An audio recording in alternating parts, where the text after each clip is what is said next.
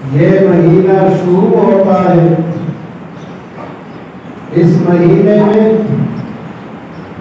مسلمانوں پر ایک اور عبادت لازم کر دی جاتی ہے۔ یہ عبادت روزے کی عبادت، عربی زبان میں اسے صوم کہتے ہیں اور اردو میں ہم اور آپ اسے روزہ کہتے ہیں۔ اس مہینے میں روزے کی عبادت مسلمانوں پر دل میں لازم کر دی گئی ہے۔ روزہ کسے کہتے ہیں؟ روزہ صبح صادق سے لے کر غروب آفتاب تک کھانے سے پینے سے جنسی تقاضوں کو پورا کرنے سے صرف اللہ کی رضا کے لیے رکنا، یہ روزہ کہلاتا۔ یہ عبادت اللہ تعالیٰ کو بے حد پسند ہے۔ یہ ایسی عبادت ہے کہ جو بندے اور اللہ کے علاوہ کسی تیسرے کو اس کا علم نہیں ہو سکتا۔ جب تک کہ روزہ دار خود اس کا اظہار نہ کر دے، اس وقت تک روزے کا اظہار نہیں ہو سکتا۔ یہ اللہ اور بندے کے درمیان عبادت ہے۔ نماز بھی عبادت ہے۔ یہ عبادت لوگوں کے سامنے ہوتی ہے، یہ پوشیدہ طور پر نہیں ہو سکتی۔ زکوٰۃ بھی عبادت ہے، اس کا بھی جس کو دیا جاتا ہے پتہ چل جاتا ہے۔ حج بھی لوگوں کے ساتھ ہوتا ہے، مگر روزہ یہ ایسی عبادت ہے کہ جو صرف نیت کا نام ہے۔ یہ ایسی عبادت ہے کہ اس کا پتہ کسی تیسرے کو نہیں چل سکتا، اور اللہ تعالیٰ انہی عبادات کو پسند زیادہ فرماتا ہے کہ جو عبادات خفیہ ہوں، پوشیدہ ہوں، کسی کو پتہ نہ ہو، وہ عبادات اسے بے حد پسند۔ فرمایا ایمان والوں تم پر روزہ فرض کر دیا گیا۔ ارشاد فرمایا یا ایھا الذین آمنوا، ایمان والوں، کافروں پہ روزہ فرض نہیں۔ کافر روزہ نہیں رکھیں، وہ نہیں مانتے اللہ کو اور اللہ تعالیٰ کے حکموں کو۔ یہ روزہ ان پر فرض ہے جو اللہ کو مانتا ہے اور اللہ کے حکموں کے آگے سر رکوع ہوتا ہے۔ فرمایا یا ایھا الذین آمنوا کتب علیکم الصیام، ایمان والو تم پر روزہ لازم کر دیا گیا۔ کتبہ، کتبہ یکتب کتابا و کتابتا فہو کاتب، کتبہ کے معنی لکھنا، لازم کر دینا کہ یہ تمہاری مرضی پہ نہیں ہے، چاہو تو روزہ رکھو اور چاہو تو نہ رکھو، یہ بندوں کی مرضی پر نہیں، یہ اللہ کا حکم لازم ہے۔ تمہارا جی چاہے تب بھی روزہ رکھو گے، تمہاری طبیعت نہ چاہے تب بھی روزہ رکھو گے، یہ اللہ نے لازم کر دیا ہے۔ یہ ایس والوں کی مرضی میں نہیں ہے کہ ایس والے چاہے تو روزے رکھے اور چاہے تو نہ رکھے، یہ اللہ نے لازم کر دیا ہے۔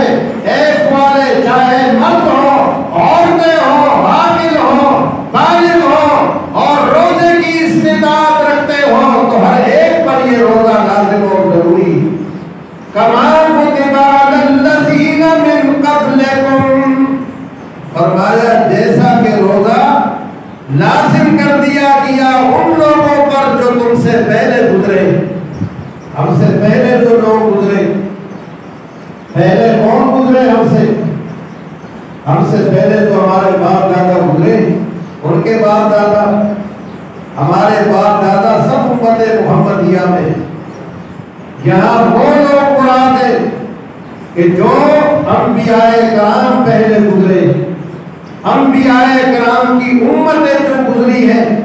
اللہ تعالیٰ فرما رہا ہے کہ روزہ صرف تم پر نہیں، ہم نے روزہ تمام نبیوں پر لازم کیا اور ان کی امتوں پر لازم کیا۔ کما کتب علی الذین من على الانبیاء والامم من قبلکم، سارے انبیاء جو تم سے پہلے گزرے، تمام امتیں اور تمام لوگ جو تم سے پہلے گزرے، ہم نے سب پر روزہ نازل کیا۔ آدم علیہ السلام سے لے کر عیسیٰ علیہ السلام تک جتنے انبیاء آئے ہیں اور جتنے ان کے پیروکار آئے ہیں، ان سب پر روزہ لازم اور ضروری تھا۔ سب روزہ رکھتے، سب روزہ دار تھے۔ فرمایا ہم نے تم پر بھی روزہ رکھ دیا، تم پر بھی لازم کر دیا، لیکن جو شرف اور جو عزت روزے میں ہم نے تمہیں عطا کی ہے میرے حبیب کی امت، ہم نے پہلے لوگوں کو وہ عزت عطا نہیں۔ روزہ ان پر بھی، روزہ تم پر بھی، لیکن روزے میں جو عزت اور جو شرف ہم نے تمہیں دیا ہے، یہ شرف اور یہ عزت ہم نے انہیں نہیں دی۔ ہمیں کیا شرف دیا ہے، ہمیں کیا عزت دی روزے میں؟ نبی کریم علیہ السلام نے فرمایا لخلوف فم الصائم اطیب عند اللہ من ریح المسک، فرمایا میری امت کے روزہ دار، میرے امت کے روزہ دار، اس سے وہ روزہ دار نکل گئے جو پہلے امتوں کے روزہ دار۔ فرمایا میری امت کا روزہ دار اس کے منہ سے بھوک کی حالت میں، پیاس کی حالت میں جو بو آتی ہے وہ اللہ کو مجھ سے بھی زیادہ پسندیدہ ہے۔ لخلوف فم الصائم اطیب عند اللہ، جب معدہ خالی ہوتا ہے اور منہ جب پیاس شدید لگتی ہے تو بو نکلتی ہے معدے سے، بخارات اٹھتے ہیں معدے سے، یہ بخارات بو کی شکل میں نکلتے ہیں۔ فرمایا اللہ کو یہ بو مشک کی خوشبو سے بھی زیادہ پسندیدہ ہے۔ یہ اجر مجھے اور آپ کو ملا ہے کہ ہم اللہ کے ایسے پسندیدہ ہو گئے، روزہ رکھیں اور یہ بو نکلے تو اللہ کے ایسے پسندیدہ ہے کہ مشک سے زیادہ محبت اللہ تعالیٰ ہمارے اس بو سے کرتا ہے، اور جب اس بو سے اسے محبت ہو گئی تو پھر ہم سے محبت کیوں نہیں ہوگی؟ اس لیے روزہ دار یہ اللہ کا محبوب ہوتا ہے، اللہ کا پسندیدہ بندہ ہوتا ہے، اس لیے روزہ رکھنا ہے۔ ارشاد فرمایا وَتَسْتَغْفِرُ لَهُمُ الْحِيتَانِ، فرمایا روزہ پہلے امت کے لوگ بھی رکھتے تھے اور روزہ تم پر بھی لازم ہے۔ فرمایا تمہارے لیے شرف یہ کہ سمندر کی مچھلیاں، دریاؤں کی مچھلیاں، تالابوں کی مچھلیاں، نالوں اور ندیوں کی مچھلیاں تمہارے لیے دعائیں مغفرت کرتی ہے۔ تم ایس میں بیٹھے ہو، تم خشکی میں بیٹھے ہو، سمندر کی مخلوق کہہ رہی ہے یا اللہ اسے زندہ رکھ، یا اللہ اسے لمبی عمر دے، اسے عبادت گزار اور اطاعت گزار بنائے رکھ، اس لیے کہ جب تک اللہ کی یاد ہوگی یہ دنیا آباد ہوگی، یہ دنیا تبھی برباد ہوگی جب اللہ کی یاد یہاں سے ختم ہو جائے۔ فرمایا سمندر کی مچھلیاں، دریاؤں کی مچھلیاں وہ روزہ دار کے لیے دعا کرتی ہیں۔ ہم بے خبر بیٹھے ہیں اور سمندروں میں، دریاؤں میں مچھلیاں کہہ رہی یا اللہ ایس کے روزہ داروں کو قائم و دائم رکھ، ایس کے روزہ داروں کو لمبی عمریں دے، ایس کے روزہ داروں کو صحتیں دے تاکہ وہ روزے رکھیں، یہ دنیا آباد رہے تیرے نام سے، جب تک تیرا نام ہوگا یہ دنیا آباد رہے گی۔ یہ دنیا تبھی برباد ہوگی جب اس دنیا کے پیدا کرنے والے کا نام لینا ختم کر دیا جائے۔ ارشاد فرمایا سمندر کی مچھلیاں دعائیں کرتی ہیں۔ اور یہ روزہ کیوں رکھا؟ کیوں تم پر روزہ لازم کر دیا کہ 30 دن روزہ رکھو، صبح سے لے کے شام تک بھوکے پیاسے رہو، جنسی تقاضے پورے نہ کرو، میری رضا کے لیے یہ کیوں ہم نے روزہ رکھ دیا؟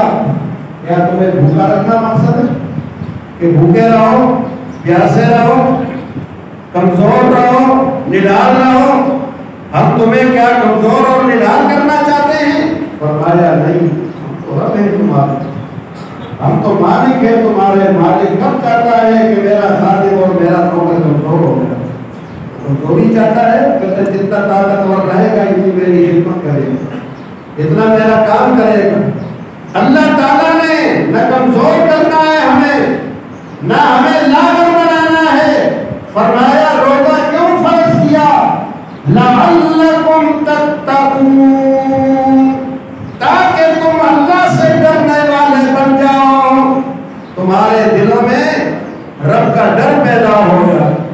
تمہارے دلوں میں بہت ساری چیزیں اگی ہوئی ہیں، بہت سارا جنگل تم نے دل میں آباد کر رکھا ہے۔ تمہارے دل میں مال کی محبت، مال کا جنگل، نوٹوں کی محبت، تمہارے دلوں میں کاروبار کی محبت، تمہارے دلوں میں روزگار کی محبت، تمہارے دلوں میں عورتوں کی محبت، تمہارے دلوں میں منصبوں کی محبت، یہ تمام محبتیں تمہارے دلوں میں ہیں۔ یہ سارا جھاڑ جھنکار تم نے اپنے دلوں میں اگا رکھا ہے۔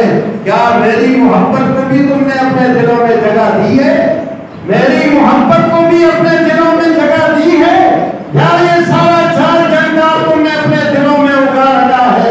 فرمایا روزہ رکھو گے تو تم پرہیزگار بن جاؤ گے، مجھ سے ڈرنے والے اور مجھ سے محبت کرنے والے بن جاؤ گے۔ کیسے اللہ سے ڈرتے ہیں روزے میں؟ روزہ ہو تو کیسے ڈرتے ہیں؟ روزے میں اللہ کا خوف، اللہ تعالیٰ کا ڈر اس طرح پیدا ہوتا ہے کہ روزہ دار سخت پیاس میں حلق چٹک رہا، زبان سوکھ گئی، زبان میں کانٹے آ گئے ہیں، بیوی پاس ہے، حسین بیوی، دونوں نوجوان ہیں، نہ بیوی کو دیکھتا ہے نہ پانی کی طرف اس کے ہاتھ بڑھتے ہیں، مشروبات بھی اس کے سامنے رکھے ہیں، طرح طرح کی پینے کی چیزیں اس کے پاس ہیں، ٹھنڈا پانی بھی ہے، طرح طرح کی شربتیں بھی ہیں، لذیذ کھانے بھی ہیں، نہ وہ پانی کی طرف ہاتھ بڑھاتا ہے، نہ وہ کھانوں کی طرف ہاتھ بڑھاتا ہے، نہ اپنی بیوی کی طرف ہاتھ بڑھاتا ہے۔ آخر کیا بات ہو گئی؟ کیوں نہیں پانی پیتا؟ کوئی اسے دیکھنے والا نہیں، کوئی اسے ملامت کرنے والا نہیں، وہ یہ خیال کرتا ہے کہ مجھے کوئی نہیں دیکھ رہا ہے، مجھے میرا اللہ دیکھ رہا ہے۔ یہ ہے روزہ، یہ ہے روزہ جو دل میں اللہ کا ڈر پیدا کرتا ہے کہ میرا اللہ مجھے دیکھ رہا ہے۔ آج جب روزے کی حالت میں یہ جائز چیزوں سے جو سورج غروب ہونے کے بعد پھر اس کے لیے جائز ہو جائے گی، ان جائز چیزوں سے یہ اپنے آپ کو بچا رہا ہے، تو کیا یہ اللہ کے حرام کردہ چیزوں سے اپنے آپ کو پھر نہیں بچائے گا؟ یہ تو حرام چیزوں سے اپنے آپ کو پھر بہت اعلیٰ طریقے سے بچائے گا۔ اسی کو تقویٰ کہتے ہیں، اسی کو خوف خدا کہتے ہیں، اسی کو محبت الہی کہتے ہیں۔ فرمایا لعلکم تتقون، روزہ ہم نے اس لیے تم پر لازم کیا ہے تاکہ تم نیک لوگ بن جاؤ، تم پرہیزگار بن جاؤ، تمہارے دلوں میں اللہ کی محبت کی شمع بھی روشن ہو جائے، تم اللہ سے اس کے حکموں سے محبت کرنے لگ جاؤ۔ اس لیے روزہ تم پہ فرض ہے۔ اور روزہ کیا ہے؟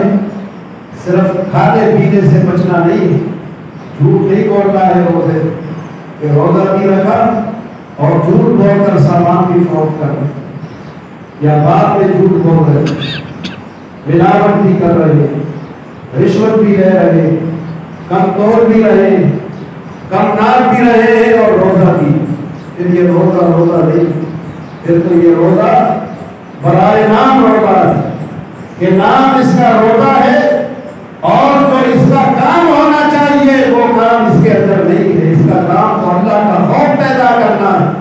جب جھوٹ بولیں گے روزے میں، ملاوٹ کریں گے روزے میں، تو اللہ کا خوف کہاں پیدا ہو؟ اللہ تعالیٰ کا ڈر کہاں آیا؟ نام تو روزے کا ہو گیا اور کام بھی روزے کا ہے۔ روزے نے اپنا کام بھی دکھایا، روزے نے کام نہیں دکھایا، روزے نے کام دکھانا ہے۔ اللہ تعالیٰ کا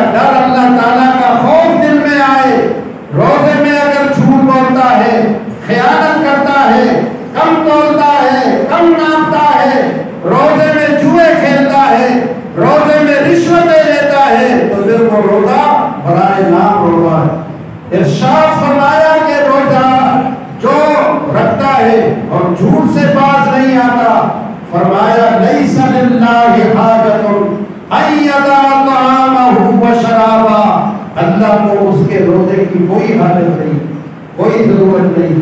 اس لیے اپنے آپ پہ کنٹرول کرنا ہے، روزے میں اپنے آپ کو قابو میں رکھنا ہے، جھوٹ نہیں بولنا، لڑائی جھگڑے نہیں کرنے، گالیاں نہیں بکنی لوگوں کو، بات بات پر غصہ نہیں ہونا، لوگوں کے ساتھ الجھنا نہیں ہے۔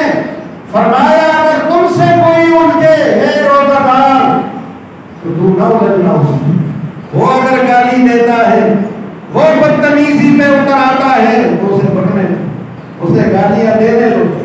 فرمایا تو اس کے ساتھ نہ الجھنا، اور اگر وہ بات نہیں آتا ہے تو اس کو کہہ دو کہ منہ میں زبان میری بھی، میں بھی زبان رکھتا ہوں، میں بے زبان نہیں ہوں، تیری تمام بکواسات کا جواب میرے پاس ہے، لیکن میں روزہ رکھتا ہوں، میرا روزہ ہے۔ فَلْيَقُلْ إِنِّي صَائِمٌ، اس بدتمیز کو کہو کہ میں روزہ دار ہوں، اس لیے میں جواب نہیں دے رہا ہوں۔ فرمایا اب اگر اس میں کچھ عقل ہوگی، اس میں کچھ سمجھ ہوگی تو وہ لڑائی جھگڑے سے باز آ جائے گا، اور اب بھی باز نہیں آتا ہے، اب بھی لڑائی جھگڑے پر آمادہ ہے، تو پھر روزہ دار اپنے آپ کو تسلی دے کہ کہنے دو اس کو تو اپنا روزہ کیوں خراب کر رہا ہے، اس کی باتوں کا جواب دے۔ فرمایا لڑائی جھگڑوں کی باتوں کا جواب بھی نہیں دینا روزے میں۔ فرمایا نبی کریم نے کہ لوگوں کے ساتھ نرمیاں کرو، روزے میں رمضان میں مخلوق خدا کے ساتھ نرمیاں کرو۔ کیسی نرمی کرے؟ تاجر نرمی کرے لوگوں کے ساتھ کہ نرخوں میں کمی کرے، یہ تاجروں کی نرمی ہو کہ وہ قیمتوں میں کمی کر دے لوگوں کے ساتھ، کہ لوگ اپنے سحر کا افطاری کا انتظام کر سکے۔ جو افسر ہے وہ اپنے ماتحت ملازموں کی ڈیوٹی کے وقت میں کمی کر دے کہ ان کا روزہ ہے اور ان سے پورا وقت کام نہ لے، ان کے کام میں کمی کر دے۔ جو لوگوں سے کام کراتے ہیں ان کے کاموں میں کمی کر دے۔ فرمایا مخلوق خدا پر روزے میں نرمی کرنی، لوگوں کے ساتھ سختیاں نہیں کرنی ہے کہ روزے کی حالت میں لوگوں کا روزہ ہو اور تاجر قیمتیں بڑھا دے، تاجر قیمتوں میں اضافہ کر دے۔ اگر قیمتوں کو کم نہیں کر سکتے ہو تو اللہ کے بندو قیمتوں کو تو بڑھاؤ نہیں، کہ قیمتوں کو بڑھا دو اور لوگوں کے دسترس سے وہ چیزیں نکل جائیں، ایسا نہ کرو۔ اللہ کے نبی یہ تعلیم دیتے، یہ ہماری اور آپ کی تعلیم اور میرے نفس کی تعلیم یہ ہے۔ میرا جی اندر سے کہتا ہے کہ خوب مہنگا بیچو، خوب مال کماؤ، یہ کمائی کا مہینہ ہے۔ ہر آدمی کو پھل کی حاجت ہے، ہر آدمی کو فروٹ کی حاجت ہے، ہر آدمی کو کھانے پینے کی ضرورت ہے، روزہ دار ہے، خوب ان سے مال کماؤ۔ میری طبیعت یہ کہتی ہے، معاشرہ بھی یہی کہتا ہے، معاشرے کی تعلیم بھی یہی ہے، اور سبز گنبد والا کہتا ہے کہ اس مہینے میں قیمتیں نہیں بڑھاؤ گے، اس مہینے میں بجائے بڑھانے کے قیمتیں بڑھاؤ گے، لوگوں کے ساتھ نرمیاں اور آسانیاں پیدا کرو۔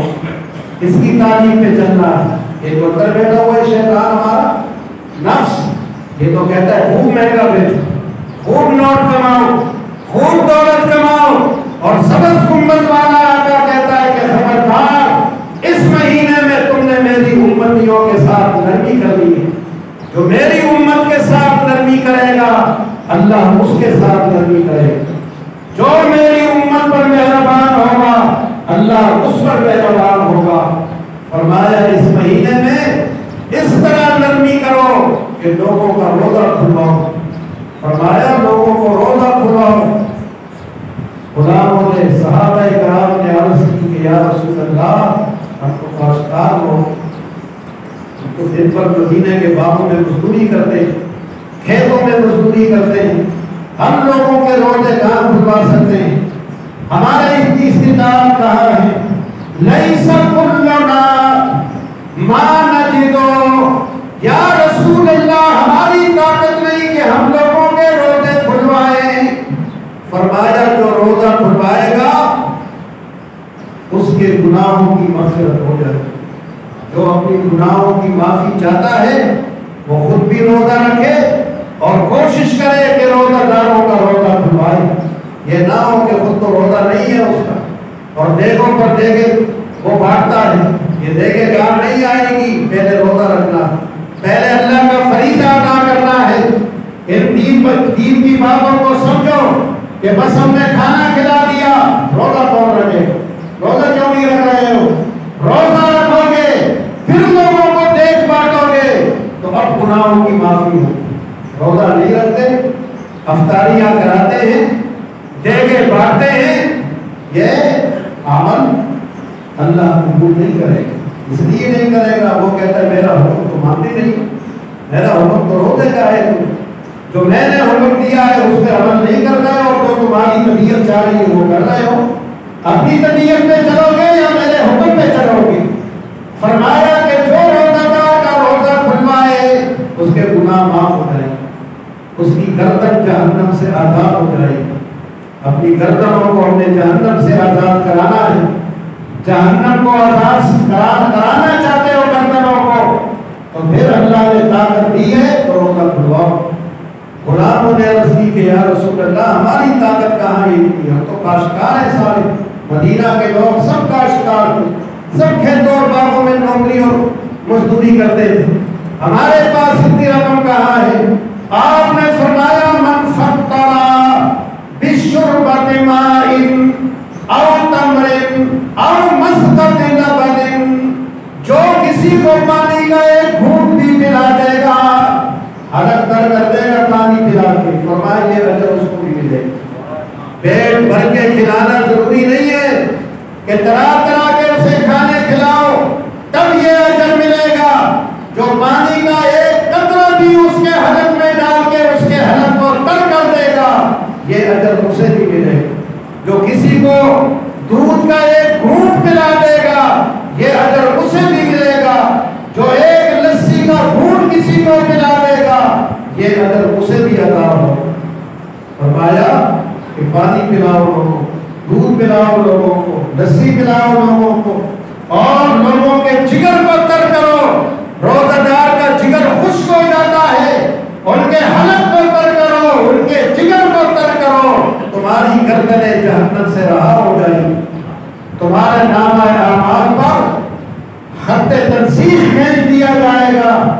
یہ تو انسان ہے, روزہ دار ہے, جو جانوروں کو پانی پلاتا ہے, ان کا جگر تر کرتا ہے, اللہ تعالیٰ ان گناہگاروں کی بھی مغفرت فرماتا ہے. حضور نے فرمایا کہ ایک شخص نے, ایک خاتون نے کتے کو پانی پلایا, کتا پیاسا تھا, بہت پیاسا, کنویں کے کنارے اس نے اپنا موزہ اتارا, اس سے پانی نکال کر کتے کو پلایا. کتے نے پانی پیا اور تم ہلاتا ہوا چلا گیا. اللہ نے اس خاتون اور اس عورت کی مغفرت فرما دی. ہم اور آپ تو ایک دوسرے کا پانی کاٹتے ہیں, ایک دوسرے کے گھر میں پانی نہیں جانے دیتے جب تک میری ٹنکیاں نہ بھر جائیں, اوپر کی نیچے کی سارا برتن میرے نہ بھر جائے, پڑوسی کو پانی نہیں ملے گا. لوگوں کو تو ہم پانی دینے پہ تیار نہیں. کیسے مسلمان, کیسے روزے پھر ہمارے, کیسی نماز ہے ہماری؟ نماز تو اچھی باتوں کی تلقین کرتی ہے, روزہ تو پرہیزگاری سکھاتی ہے. ہم اور آپ ایک دوسرے کو پانی دینے پہ تیار نہیں ہیں. ایک دوسرے کو پانی دو, ایک دوسرے کے کام آؤ, ایک دوسرے کو اپنا مال دو. لو نہیں لوگوں سے, لوگوں کو دو, رشوتیں نہ لینا, دودھ میں پانی کی ملاوٹ نہ کرنا, دوائیوں میں ملاوٹیں نہ کرنا. لوگوں کو اپنا مال دو گے تو طرح طرح کی خوشحالیاں کرنے آئی, اور لوگوں سے مال چھینو گے, لوگوں کا مال گھر میں لاؤ گے تو طرح طرح کی بیماریوں کو گھر میں لاؤ. یہ نہ سمجھنا کہ میں 5000 کا نوٹ لے آیا ہوں, یہ 5000 کا نوٹ نہیں ہے, یہ گھر میں تو 50,000 کی بیماریاں لے آیا ہے. 50,000 اب تیرے جیب سے نکلیں گے اس بات کے بدلے, تو گھر میں 50,000 کی بیماریاں لے آیا ہے. ہم تو اس کو نوٹ کہتے ہیں, یہ نوٹ نہیں, یہ بیماری. یہ نوٹ تبھی ہوگا جب تمہیں اپنی خوشی سے کوئی یہ دے, اپنی مرضی سے تمہیں یہ کوئی دے تو پھر یہ نوٹ. اور اس سے لیتے ہو زبردستی, دھوکہ دے کے, فریب کر کے,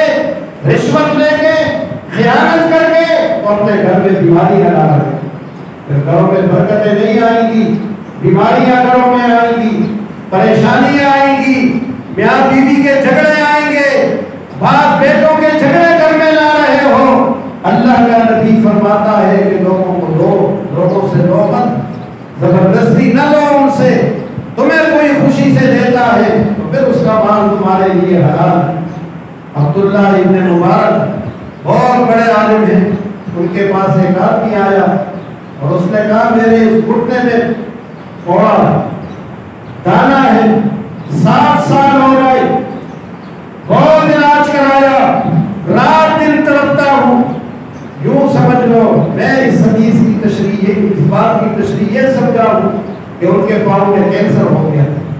یہ 7 سالہ پھوڑا، یہ کینسر کا پھوڑا، کینسر اس زمانے میں بھی لا علاج ہے، اور اس کا علاج ہوتا بھی ہے پھر دوبارہ ہو جاتا ہے۔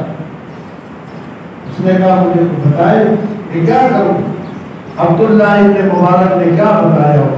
فرمایا تو ایسی جگہ تلاش کر جہاں لوگوں کو پانی کی تکلیف ہو، وہاں کنواں کھود اور اس کنویں کو وقف کر دے کہ جو آئے اس کنویں سے پانی پیے، اس کنویں کا پانی استعمال کرے۔ میں اپنے رب سے امید رکھتا ہوں کہ جب کنویں کا پانی چلے گا تو تیرے اس گھٹنے کا یہ بیج، یہ خون، یہ خشک ہوتا چلا جائے گا۔ وہاں سے پانی چلے گا، یہاں سے تیرے گھٹنے کا درد اور اس کا خون اور بیج خشک ہوتا جائے گا۔ اس نے ایسے ہی کی، چند دن گزرے، کمی شروع ہو گئی، خون پیٹ میں کمی شروع ہو گئی، آرام آنے لگا، مہینے 2 مہینے گزرے، تندرست ہو گیا۔